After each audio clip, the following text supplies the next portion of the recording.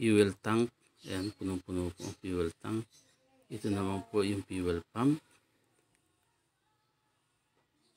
Ayan, fuel pump status. At ito naman yung canister, evap canister. Dalawa yung ating picture ng canister, may pagkakaiba po yan. Ito naman yung evap canister parts valve.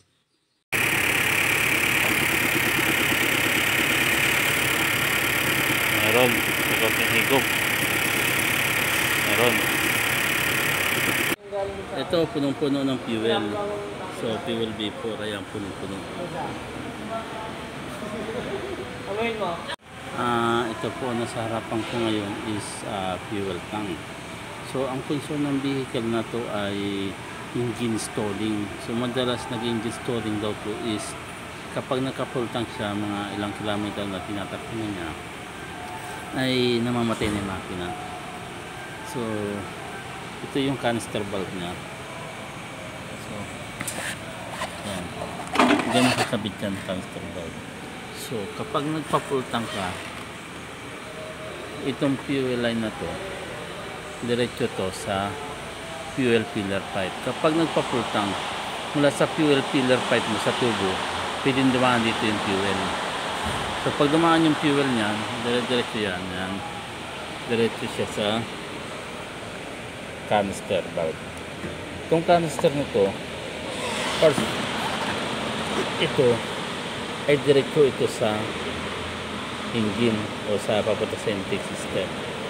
So, ang nangyayari dito, yung fuel, pag pumunta dito, papasok dito sa canister valve na to, yung fume niya at yung fuel pupunta sa intake system. Kung pumunta sa intake system, pwede siya maging storing kasi yung fuel ratio and air and fuel ratio niya ay magkaiba. So, nabubulunan. Pag nabulunan siya, pwede siyang mamatay. Kaya, sabi nila ng mga incheck ay huwag na lang daw magpa-full tank tayo upang maiwasan. Siguro full tank na kaunti lang, pero huwag yung sagad na sagad. Kasi nga, anong nangyayari nga doon sa dito sa fuel line na to, ito, dapat vacuum lang to, hangin lang, pasingawan lang to. So, dumadaan dito sa fuel pipe. Kasi puno na yung fuel pipe natin. So, dito na siya dadaan. Pag dumaan dyan, yan. Papunta siya sa intake. Diretso, ito, papunta na ng intake. Ito isa papuntang butang ng fuel filter kasi. So, ayun. Ganun lang. Ito yung diba? So, pasingawan. Para miwasan natin lang uli is iwasan na lang natin magpa-sobra-sobrang fuel charges na lang ito. So, at may isa pa akong procedure na ipapakita is yung paano i-check din natin yung fuel canister parts valve.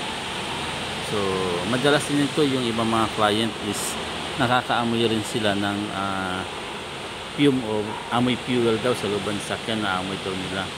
So, ito na nga nangyayari, nahihigop. Kaya nagano siya. Kaya naamoy ni client. So, yun lang po. So, ito po yung canister. Ito yung canister parts valve. So, ang pag-check lang nito is tatanggalin lang natin to. So, pag tinanggal mo yan, may counting vacuum na ng hangin dito. So, nagbabacuum yan sa dulo niya sa middle ear ko.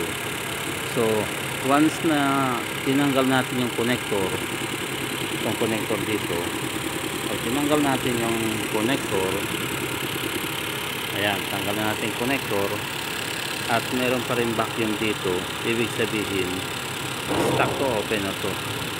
So, mangyayari, sira na itong canister natin.